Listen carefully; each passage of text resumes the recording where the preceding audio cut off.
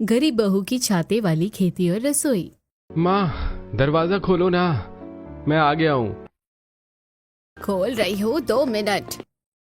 मालती दरवाजा खोलती है और देखती है कि उसका बेटा कबीर एक प्लास्टिक के बोरे में ढेर सारा छाता लेकर आया है। ये सब क्या है कबीर? तू तो शहर पैसे कमाने के लिए गया था, तू अपने साथ ये कबाड़ क्यों लेकर आया है? सारे छाते फटे पुराने हैं, हम इतने सारे छाते का क्या करेंगे? आखिर कबीर शहर से इतने सारे छाता फटा पुराना लेकर क्यों आया था और मालती अपने बेटे पर इतनी भड़की हुई क्यों थी? ये जानने के लिए चलिए कहानी में थोड़ा पीछे चलते हैं। मम्मी मम्मी, मैगी बनाओ ना, मुझे भूख लगी है, मुझे मैगी खाना है। बेटा, घर में मैगी नहीं है, मैं नाश्ता तो बना रही हूँ, तुम नाश्ता कर लो। नहीं मम्मी, मुझे रोटी सब्जी नहीं खाना है, मुझे मैगी खानी है। अगर तुम्हें मैगी खानी है तो बाहर जाओ, दुकान से मैगी खरीद कर लाओ, मैं मैगी बना दूंगी। ठीक है मम्मी, पैसे दे दीजिए। काजल अपने छोटे से पर्स से 10 रुपए निकालती है और बंटी को मैगी लाने के लिए देती है। बंटी मैगी लेकर आता है और काजल बंटी को मैगी बनाकर खिलाती है, जिसे देखकर उसकी सास मालती भड़क जाती है। क्या जरूरत है बहू बच्चे को मैगी खिलाने की? माँ जी, आपने देखा नहीं बंटी कितना जिद कर रहा था? वो बच्चा है, जिद तो करेगा ही, लेकिन तू तो समझदार है, तू तो उसे मना कर सकती थी। एक तो मेरा बेटा शहर में तुम लोगों के लिए इतनी मेहनत करता है, और एक तुम हो कि 2 पैसा बचा के नहीं रख सकती हो। माँ जी, कौन सा बंटी रोज जिद करता है? आज बहुत दिनों बाद उसने कुछ खाने के लिए कहा है, इसलिए मैंने खिला दिया। हाँ ठीक है, सूरज सर पर आया है, लेकिन घर में पूजा नहीं हुई है, जाकर घर साफ करके पूजा कर। मालती गुस्सा करने की वजह से काजल जल्दी से घर में झाड़ू लगाती है और फिर नहा धोकर घर में पूजा करती है। पूजा करने के बाद भैंस की आंख घर में कितनी ज्यादा है, नहाने के बाद भी पसीना आ रहा है। एक काम करती हूँ, थोड़ी देर पंखे के सामने बैठ जाती हूँ। ये सोचकर काजल जैसे ही पंखे के सामने बैठती है, उसकी सास मालती फर्राटे फैन का मुंह अपनी तरफ कर लेती है। पंखे के सामने कुर्सी लगाकर क्यों बैठी है? मुझे भूख लगी है, नाश्ता निकाल दे। मालती के इस हरकत से काजल को बुरा लगता है, लेकिन वो बिना कुछ कहे रसोई में जाती है और नाश्ता लाकर मालती को देती है। साथ ही खुद भी नाश्ता करती है। दोनों सास बहू नाश्ता कर लेती हैं तो कबीर का फोन आता है। राधे राधे माँ, कैसी हैं आप? राधे राधे बेटा, मैं ठीक हूँ, तू बता तू कैसा है? हाँ, मैं ठीक हूँ माँ, और घर में सब कुछ ठीक है? हाँ बेटा, वैसे तो सब ठीक है, लेकिन तूने इस महीने पैसे क्यों नहीं भेजा? मुझे मकान मालिक को पैसे देने हैं, दूध वाला भी पैसे की बोल रहा था। माँ, वो इस बार पगार मिलने में देरी हो गई है ना, लेकिन आप चिंता मत करो, मैं कल तक पैसे भिजवा दूंगा। काजल को फोन दो ना, मुझे उससे बात करनी है। कबीर के कहने पर मालती काजल को फोन देती है। राधे राधे जी, कैसे हैं आप? राधे राधे, मैं ठीक हूँ। सुनो, कल जब मैं पैसे भेजूंगा ना तो 2000 रुपये बढ़ाकर भेजूंगा, तुम मुझसे अपने लिए कुछ खरीद लेना, ठीक है? जी ठीक है। इस तरह काजल और कबीर थोड़ी देर बात करते हैं और फिर कबीर फोन रखकर अपने काम पर चला जाता है। कबीर शहर में एक छाता बनाने वाली फैक्ट्री में काम करता है। वो फैक्ट्री काफी बड़ी थी और यहाँ छत बनाने के लिए काफी सारी मशीनें थीं। कबीर अपने साथियों के साथ बात करते हुए काम कर रहा था। इस छाते बनाने वाली फैक्ट्री की वजह से हम लोगों का घर चल रहा है, वरना तो शहर में इतनी मजदूरी 15 घंटे खटने के बाद भी नहीं मिलती है। बिल्कुल सही कह रहा है कबीर, हमारी कमाई ठीक होने की वजह से ही तो हम लोग अपना यहाँ खर्च चलाने के साथ साथ गांव में अपने बाल बच्चों को भी पैसा भेज पा रहे हैं। वैसे तेरे गांव में गर्मी कैसी है इस बार? वैसी है भाई जैसे हर साल होती है। आप तो जानते ही हैं, गांव में शहर से ज्यादा गर्मी लगती है। मैं तो 2 साल से कोशिश कर रहा हूँ कि अपने परिवार के लिए कूलर खरीद लूँ, लेकिन पैसे होते ही नहीं है। अरे कूलर खरीदने का तो मैं भी सोच रहा हूँ। गाँव में मेरा जो घर है वो भट्टी की तरह तपता है। इस बार मैं कोशिश करूंगा कि अपने परिवार वालों के लिए एक कूलर खरीद लूं। इस तरह कबीर और मनोज बातें करते हैं। फिर काम करने के बाद फैक्ट्री के मालिक उन्हें पगार उनकी दे देते हैं। कबीर एक दुकान पर जाकर अपनी माँ को घर खर्च भेजता है। कबीर भाई, आप ये ठंडा शरबत लीजिए और बताइए इस बार आपको कितने पैसे घर भिजवाना है? कबीर दुकान वाले से शरबत लेता है और शरबत पीता है। अरे ये शरबत तो बड़ा अच्छा है, थैंक यू भाई। मुझे तो 12,000 रुपये घर भेजना है। कबीर 12,000 रुपये CSC दुकान वाले को देता है और दुकानदार मालती के अकाउंट में पैसे भेज देता है। पैसे भेजने के बाद कबीर मालती को फोन करता है। माँ, मैंने पैसे भेज दिए हैं, आप देख लीजिए एक बार। घर में पैसे आ जाने से मालती काजल के साथ जाकर घर का राशन लेकर आती है। दूध वाले को पैसे देती है, मकान मालिक को पैसे देती है। ऐसे ही दिन गुजरते हैं। कुछ दिन बाद जब सारे लोग छाता फैक्ट्री में काम कर रहे थे तो फैक्ट्री का मालिक उन्हें अपने पास बुलाता है और उनका हिसाब करके उनके पैसे और डॉक्यूमेंट वापस करने लगता है। जब कबीर की बारी आती है, मालिक अभी तो महीना लगा भी नहीं है, तो आप हमारा हिसाब क्यों कर रहे हैं? कबीर, ये मेरी छाता बनाने वाली फैक्ट्री घाटे में जा रही है, इसीलिए मैं फैक्ट्री को बंद कर रहा हूँ। और मैंने ये फैक्ट्री दूसरे आदमी को बेच भी दी है। तुम लोग कोई और नौकरी ढूंढ लो, यहाँ पर बहुत सारे बेकार छाते पड़े हैं, अगर तुम लोगों को चाहिए हो तो तुम ले जा सकते हो। इन फटे पुराने छातों का मैं क्या करूंगा, पर क्या पता ये काजल के किसी काम आ जाए। एक काम करता हूँ, इसे लेकर चलता हूँ। ये सोचकर कबीर एक प्लास्टिक की बोरी में ढेर सारी छाता भरकर ले आता है।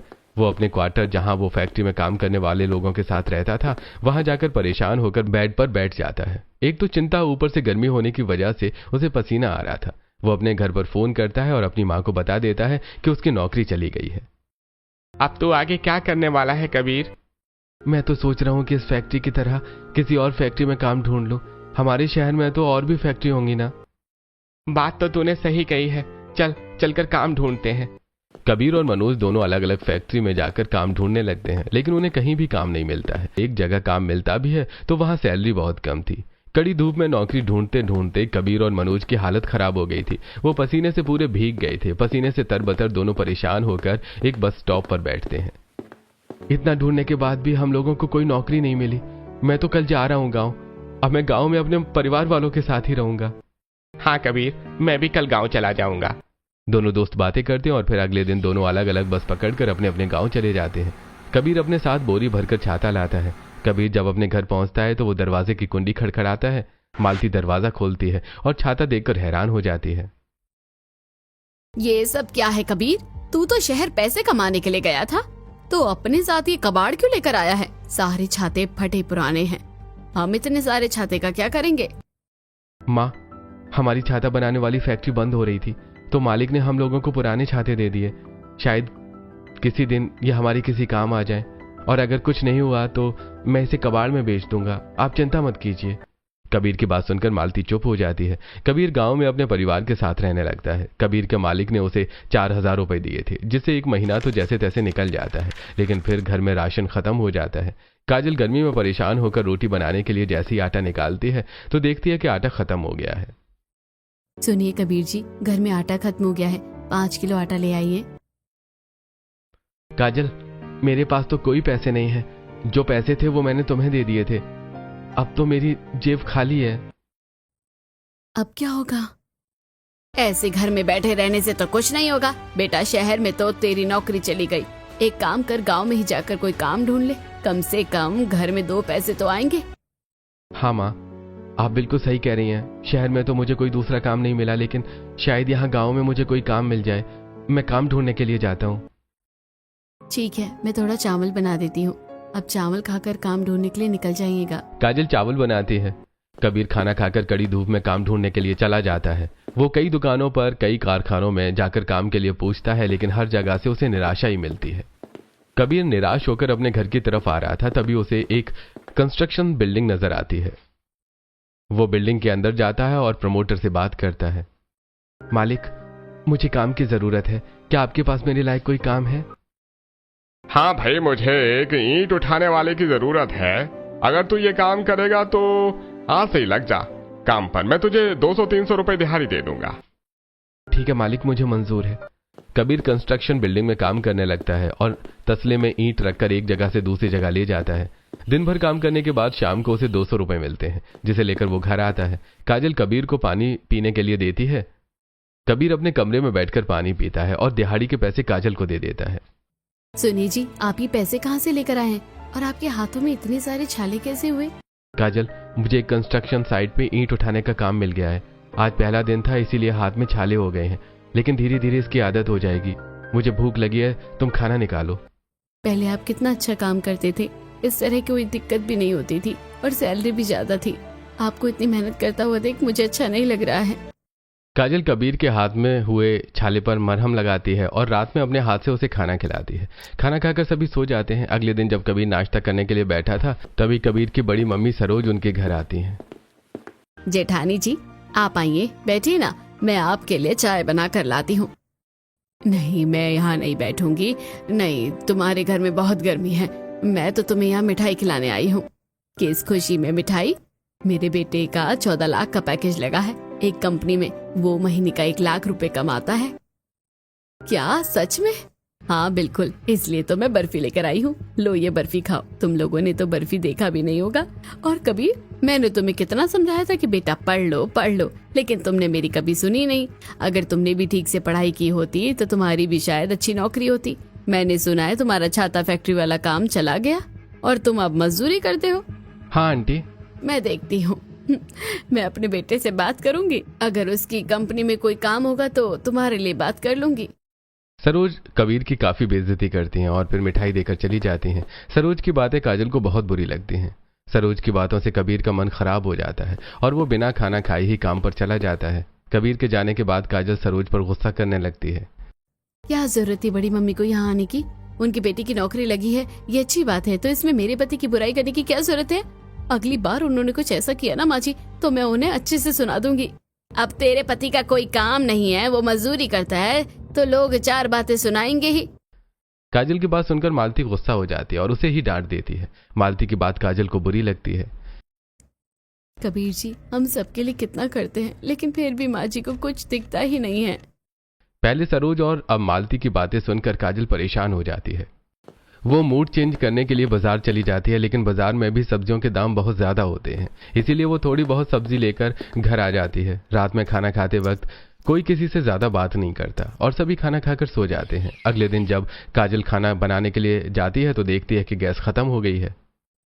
माँ जी, गैस खत्म हो गया है, क्या करूँ? मुझे क्या पता, अपने पति से गैस के पैसे मांग। कबीर मालती की बात सुन लेता है। वो काजल के पास रसोई में जाता है। काजल, आजकल तो गैस काफी महंगी हो गई है और मेरे पास अभी उतने पैसे नहीं है, हमें कुछ और सोचना पड़ेगा अभी। कोई बात नहीं जी, आप चिंता मत कीजिए, मैं घर में चूल्हा बना लूंगी। कोई जरूरत नहीं है बहू घर में चूल्हा बनाने की।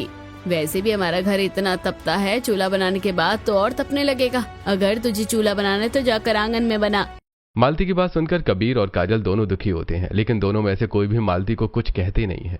काजल आंगन में 3 ईंट जोड़कर चूल्हा बनाती है और कबीर पड़ोसी के आम के पेड़ से थोड़ी लकड़ी लाकर उसे जलाने के लिए देता है।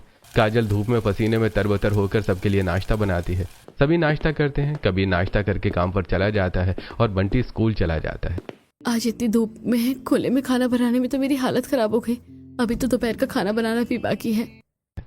काजल घर के अंदर सब्जियां काटती है और फिर बाहर चूल्हे पर बैठकर खाना बनाती है। एक तो कड़ी धूप, ऊपर से चूल्हे की आंच की वजह से काजल को बहुत गर्मी लगती है। वो जैसे तैसे खाना बनाती है। एक दिन में चूल्हे में खाना बनाने में उसकी हालत खराब हो गई थी। रात में कबीर घर आता है तो देखता है कि काजल पसीने में तरबतर रोटी सेक रही है और उसके माथे से पसीना गिर रहा है। कबीर जल्दी से मुंह हाथ धोता है और फिर हाथ पंखा लेकर काजल को हवा करने लगता है। ये आप क्या कर रहे हो जी? अरे तो मैं हवा कर रहा हूँ, तुम्हें गर्मी लग रही है ना। कबीर को अपनी पत्नी को हवा करता देखकर आज पड़ोस की औरतें बातें करने लगती हैं। माही देखो, इसका पति इससे कितना प्यार करता है। काश हमारे पति भी ऐसे होते। मत कीजिए ना, सब लोग हमें देख रहे हैं। अरे जिसे देखना है देखने दो, मैं तो अपनी पत्नी से प्यार करता हूँ, मुझे दूसरों से कोई मतलब नहीं है। काजल रोटियां बना लेती है और सभी रोटी खाकर सो जाते हैं। ऐसे ही दिन गुजरते हैं। एक रात काजल को सोने में काफी दिक्कत हो रही थी। वो कबीर को उठाती है। देखिए ना जी, मेरे पेट में क्या हो गया है, बहुत लहर रहा है। काजल, तुम्हारे पेट पर तो बड़ी बड़ी घमौरी हो गई है। ये जरूर बाहर आंगन में खाना बनाने की वजह से हो रहा है। तुम्हारे पीठ पर धूप सीधी पड़ती है ना, इसलिए घमौरी हो गई है। ये सब मेरी वजह से हो रहा है। अगर मैं गैस ले आता तो ऐसा नहीं होता। नहीं नहीं जी, ऐसी कोई बात नहीं है। आप मेरे पेट पर पाउडर लगा दीजिए, घमौरी ठीक हो जाएगी। काजल कबीर को पाउडर लाकर देती है और कबीर काजल को पाउडर लगा देता है। फिर दोनों सो जाते हैं। अगली सुबह कबीर जल्दी उठ जाता है। मैं काजल को ऐसे धूप में खाना बनाते नहीं देख सकता, मुझे कुछ न कुछ करना होगा, लेकिन मैं क्या करूं? कबीर ये सोच रहा होता है कि तभी उसकी नजर उसके लाई छातों पर जाती है और उसके दिमाग की बत्ती जलती है। मैं गैस नहीं ला सकता तो क्या हुआ, मैं छाते से ही काजल के लिए रसोई बना दूंगा। कबीर चूल्हे के चारों तरफ छोटा गड्ढा करता है और गड्ढे में आंगन में रखे हुए बांस को गाड़ देता है। फिर वो घर से रस्सी लाकर बांस के चारों तरफ रस्सी बांध देता है और फिर रस्सी के बीच में चेस बॉक्स की तरह रस्सी बांध देता है। सारी रस्सी बांधने के बाद वो छाता खोलकर उसे उल्टा टांग देता है। अब छाते की वजह से चूल्हे पर धूप नहीं पड़ती। जब काजल घर के बाहर आती है तो वो छाते वाली रसोई देखकर हैरान हो जाती है। कबीर जी, ये सब क्या है? काजल, धूप की वजह से तुम्हें घमौरी हो गई थी ना, इसीलिए मैंने तुम्हारे लिए यह रसोई बनाई है। अब तुम्हें धूप नहीं लगेगी और गर्मी भी कम लगेगी। कबीर जी, आप बहुत अच्छे हैं। मैं बहुत नसीब वाली हूँ जो आप जैसा मुझे पति मिला है। काजल और कबीर दोनों प्यार भरी बातें कर रहे थे कि तभी मालती कबाब में हड्डी बनकर कबीर को ताना मार देती है। बेटा, प्यार से पेट नहीं भरता, पैसों से भरता है। काम पर जा और पैसे कमा। मालती की बात सुनकर काजल अपनी छाते वाली रसोई में खाना बनाती है। आज काजल को बाहर आंगन में खाना बनाने में दिक्कत नहीं होती है। वो जल्दी से खाना बना लेती है और कबीर खाना खाकर काम पर चला जाता है। काजल घर के काम कर रही थी, तभी मालती से आवाज देती है, बहू, मेरी कमर और घुटने में दर्द हो रहा है, थोड़ा मालिश कर दे।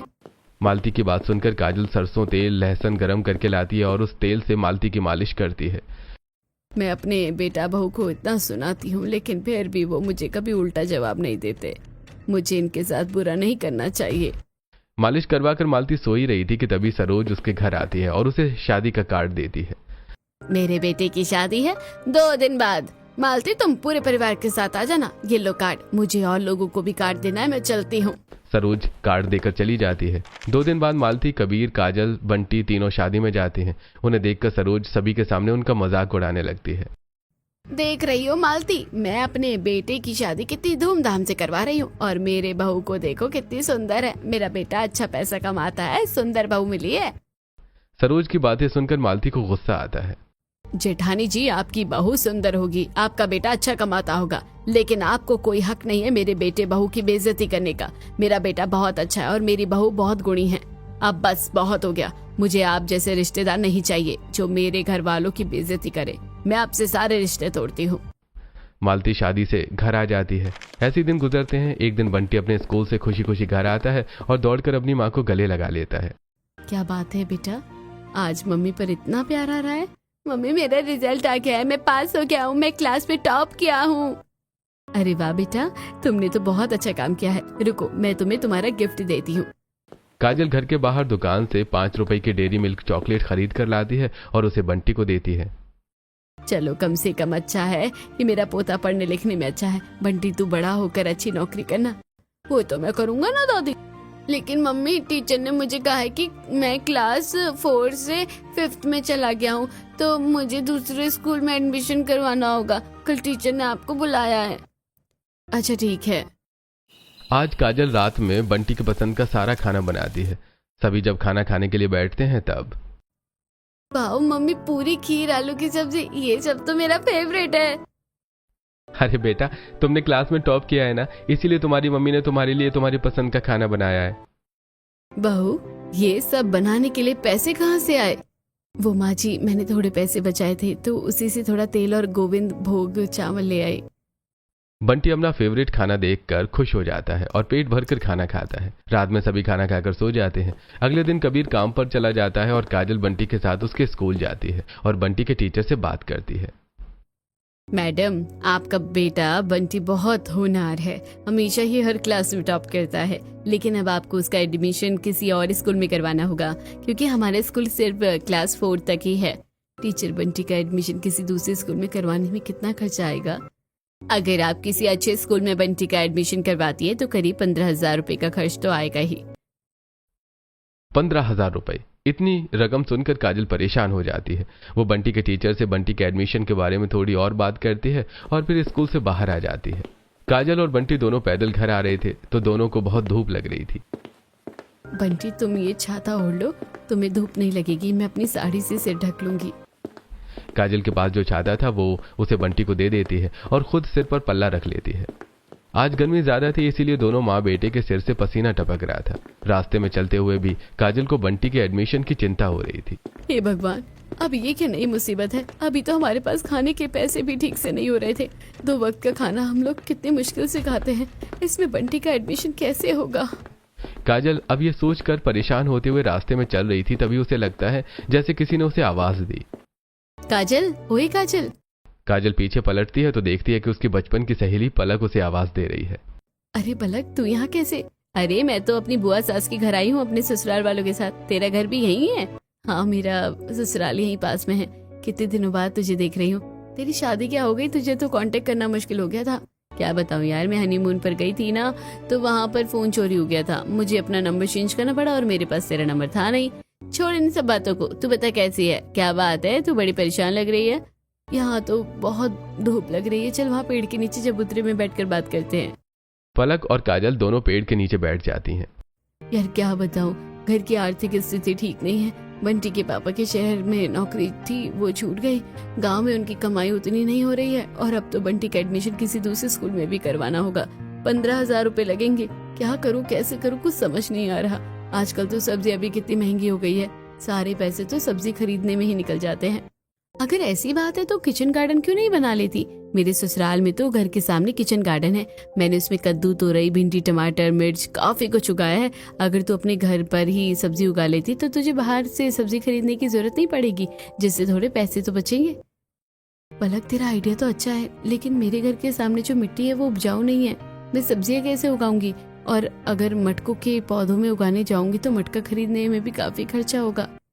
काजल देख, सब्जी उगाने के लिए सिर्फ जमीन नहीं चाहिए, तो किसी भी चीज में सब्जी उगा सकती है। मैंने तो कई लोगों को बोतल में, थर्माकोल के बॉक्स में, ड्रम में सब्जी उगाते हुए देखा है। तो देख, अगर तेरे पास कुछ खराब बेकार चीज हो तो तू उसमें खेती कर सकती है। इस तरह पलक काजल को पैसे बचाने से रिलेटेड काफी सारी चीजें बताती है। आधा एक घंटा बात करने के बाद काजल और पलक दोनों अपने अपने घर चली जाती हैं। शाम को जब कबीर आता है तब काजल उसे एडमिशन वाली बात बताती है। काजल, 15,000 रुपए तो बहुत बड़ी रकम है, हम लोग बंटी का एडमिशन कैसे करेंगे? आप चिंता मत कीजिए, मैंने कुछ सोचा है। मैं अब छोटी छोटी बचत करूंगी और बंटी के एडमिशन के लिए पैसे जोड़ूंगी। काजल की बात सुनकर कबीर को चिंता थोड़ी कम हो जाती है। वो बाथरूम में जाकर फ्रेश होता है और फिर खाना खाने के लिए बैठता है। काजल आज सबको रात के खाने में रोटी और आम की खटाई देती है। माँ जी, कबीर जी, बंटी के एडमिशन के लिए हमें पैसे जमा करने हैं, तो हमें अभी थोड़ा देख समझ कर चलना होगा। अभी हम लोग सब्जियों पर ज्यादा पैसा खर्च नहीं कर सकते हैं। आज बंटी खेलते हुए 2 आम लेकर आया था, तो मैंने उसमें थोड़ा सा गुड़ डालकर उसकी थोड़ी खटाई बना दी। ये खटाई टेस्टी लग रही है बहू, और तुझे जो समझ आता है तू कर, हम लोग तेरे साथ है। काजल कुछ दिन अपने घर वालों को दिन में दाल चावल चोखा तो रात में अचार रोटी खाने के लिए देती थी। कबीर, मालती और बंटी ये सब ठीक से खा नहीं पा रहे थे। एक दिन जब काजल अपने छाते वाली रसोई में खाना बना रही थी तो वो सोचती है, आजकल घर वाले ठीक से खाना नहीं खा रहे हैं। बिना सब्जियों के ऐसे ज्यादा दिन तक नहीं चलने वाला। लेकिन सब्जी बहुत महंगी है और मैं इस घर में किस चीज में सब्जी उगाऊं कुछ समझ नहीं आ रहा। काजल ये सब सोच रही थी कि तभी उसकी नजर अपने रसोई के ऊपर लगे छाते पर जाती है और उसके दिमाग में एक धमाकेदार आइडिया आता है। अरे हाँ, ये छाता, अगर इस छाते से मेरी रसोई बन सकती है तो मैं छाते से खेती भी कर सकती हूँ। अब ये सब सोचकर काजल जल्दी से दोपहर का खाना बनाती है और फिर एक बोरी लेकर नदी के किनारे चली जाती है। नदी के किनारे अच्छी हवा चल रही थी। वो नदी के किनारे फावड़े से मिट्टी खोदती है और बोरी में मिट्टी भरकर उसे उठाकर लाती है। काजल, तू कहाँ चली गई थी और इस बोरी में क्या है? माँ जी, मैं नदी के किनारे से मिट्टी लेने गई थी। अब मैं घर में ही सब्जी उगाऊंगी और आप लोगों को अपनी उगाई सब्जी खिलाऊंगी। लेकिन तू सब्जी उगाएगी कहाँ? हमारे पास तो कोई जगह भी नहीं है। माँ जी, मैं तो छाते में सब्जी उगाऊंगी। तेरा दिमाग तो ठीक है बहू, कैसी बहकी बहकी बातें कर रही है। सब्जियां खेत में उगती है, छाते में नहीं, समझी? नहीं माँ जी, छाते में भी सब्जी उग सकती है और मैं आपको इसमें उगा कर दिखाऊंगी। बहू, तेरा दिमाग खराब हो गया है, तुझे जो सही लगता है वो तू कर। इतना कहकर मालती गुस्से में घर के अंदर चली जाती है। काजल मालती पर ध्यान नहीं देती है। वो मिट्टी की बोरी से मिट्टी निकालती है और अपने पड़ोसी के तबेले में जाकर गोबर लेकर आती है और मिट्टी में मिलाती है। वो अपने आंगन में छाते वाली रसोई के 2 साइड में 4-4 गड्ढे करती है और उसमें क्रॉस की तरह बांस लगाकर उसे रस्सी से बांध देती है और दोनों बांस के बीच में प्लास्टिक की मोटी रस्सी बांध देती है। फिर वो छाते की बोरी से ठीक ठाक छाते निकालती है। फिर वो उसमें छोटा छेद करती है और उसमें मिट्टी डालकर उसमें बीज लगाती है। बीज लगाने के बाद वो छाते को रस्सी में टांग देती है। अच्छा हुआ जो मुझे पलक ने बता दिया था कि सब्जियों से सब्जियों के बीज कैसे निकलते हैं, और मैंने पहले से ही इन बीजों को संभाल के रखा था। काजल अपने पौधों में पानी डालती है। काम करते करते शाम हो गई थी तो काजल घर में जाकर नहाती है और फिर घर में पूजा करती है। रात में कबीर जब घर आता है तो घर के बाहर छाते की रसोई और खेती देखकर हैरान हो जाता है। अरे काजल, ये सब क्या है? बिना सब्जियों के आप लोग ठीक से खाना नहीं खा पा रहे थे, इसलिए मैंने सोचा कि क्यों ना मैं घर पर ही सब्जी उगाऊं, इसलिए मैंने छाते में खेती की है। बेटा, बहू का दिमाग खराब हो गया है, इसलिए वो उठपटांग चीजें कर रही है। तू ही उसे कुछ समझा, वो तो मेरी बात नहीं सुनती है। हाँ माँ, मुझे काजल पर भरोसा है। अगर वो कुछ कर रही है तो सोच समझ कर ही कर रही होगी। कबीर की बात सुनकर काजल खुश हो जाती है और सभी को खाना देती है। सभी खाना खाकर सो जाते हैं। ऐसे दिन गुजरते हैं। काजल अपने पौधों का बहुत ध्यान रखती है। वो सुबह शाम उसमें पानी देती है और साथ में झूठा पानी भी देती है। काजल की मेहनत और देखभाल से कुछ दिनों में उसके छोटे पौधे उगाते हैं, जिसे देखकर वो सुबह बंटी बहुत खुश होता है। मम्मी देखिए, छाते में पौधे उग गए हैं। बंटी की आवाज सुनकर काजल घर से बाहर आती है और अपने छाते में पौधे देखकर बहुत खुश होती है। बेटा तुम देखना, जल्दी ही उस पौधे में से सब्जी आ जाएगी। काजल अपने पौधों का और ध्यान रखती है। वो फल की दुकान से फलों के छिलके अपने पौधों में डाल देती है, जो ऑर्गेनिक खाद का काम करता है, जिससे उसके पौधे जल्दी बढ़ते हैं। और कुछ दिनों बाद उसके छाते में छोटे छोटे टमाटर, बैंगन, भिंडी, करेला, मिर्च, नींबू, आलू, प्याज, लहसुन, पालक उग आता है। एक दिन सुबह सुबह काजल जब इन सब्जियों को देखती है तो बहुत एक्साइटेड होती है। माँ जी, कबीर, बंटी बाहर आई है। काजल की आवाज से सबकी नींद खुल जाती है और सभी बाहर आकर देखते हैं तो हैरान रह जाते हैं कि काजल के छाते वाली खेती में सब्जी उगी है। माँ जी देखिए, सब्जी उग गई। हाँ बहू, तूने सही कहा था। एक काम कर, आज नाश्ते में भिंडी की भुजिया, रोटी और टमाटर की चटनी बना दे, और दोपहर में चावल के साथ पालक वाली दाल और बैंगन का भरता बना देना। माँ, आप तो कह रही थी कि काजल की छाते वाली खेती में सब्जी नहीं होगी, और अब आप सबसे पहले अपनी फरमाइश बता रही हैं। माँ, आप ना बहुत चालाक है। कबीर की बात सुनकर सभी हंसने लगते हैं। काजल नहा धोकर अपने छाते में उगी भिंडी, टमाटर, आलू को तोड़ती है और अपनी छाते वाली रसोई में जाकर भिंडी को धोकर काटती है और उसे भिंडी की भुजिया बनाती है। फिर टमाटर को आग में पकाकर टमाटर की चटनी और लास्ट में रोटी बनाती है। काजल जब सभी को खाना देती है तब, वाह काजल, तुम्हारी छाते में उगाई सब्जियां तो बाहर की सब्जियों से बहुत अच्छी हैं और टेस्टी भी है। हाँ बहू, कबीर बिल्कुल सही कह रहा है। बहुत दिनों बाद अपने घर वालों को इतना खुशी से खाना खाते देखकर काजल को बहुत खुशी होती है। अब वो हर दिन अपने घर वालों को अपनी उगाई सब्जी बनाकर खिलाती है, जिससे उसके घर वाले अच्छे से खाना खाते हैं और उसके पैसों की बचत भी हो जाती है। कुछ दिन ऐसे ही गुजरते हैं। एक दिन जब कबीर कंस्ट्रक्शन साइट में काम कर रहा था तो प्रमोटर उसे अपने पास बुलाता है। जी, आपने बुलाया सर? हाँ कबीर, मुझे सुपरवाइजर की जरूरत है। मैंने तुम्हारा काम देखा है, तुम बाकी मजदूरों से ज्यादा स्मार्ट हो, इसीलिए मैं तुम्हें साइट का सुपरवाइजर बनाता हूँ। अब तुम्हें दिन के 200 नहीं बल्कि 900 रुपए मिलेंगे। कबीर अपने प्रमोशन से बहुत खुश होता है। वो शाम को मिठाई का डिब्बा लेकर घर आता है। माँ, काजल, मेरा प्रमोशन हो गया है। अब हम लोग बंटी का एडमिशन स्कूल में आराम से कर पाएंगे। क्या आप सच कह रहे हैं? भगवान ने मेरी सुन ली। कबीर के प्रमोशन से सभी बहुत खुश थे। ऐसे कुछ दिन गुजरते हैं। एक महीने बाद कबीर बंटी का एडमिशन अच्छे स्कूल में कर देता है और काजल के लिए गैस सिलेंडर भी मंगवा देता है। अब काजल को गर्मी में चूल्हे पर बैठकर खाना नहीं बनाना पड़ता। काजल की छाते वाली खेती पूरे गांव में मशहूर हो गई थी। एक दिन काजल अपनी छाते वाली रसोई में खाना बना रही थी तो दो औरतें उसके पास आती हैं। क्या आप ही काजल हैं? जी हाँ, बताइए आप कौन? जी, मेरा नाम कविता है, मैं एनजीओ चलाती हूँ। मैंने आपके छाते वाली रसोई और खेती के बारे में काफी सुना था। मैं चाहती हूँ कि आप हमारे एनजीओ में काम करें।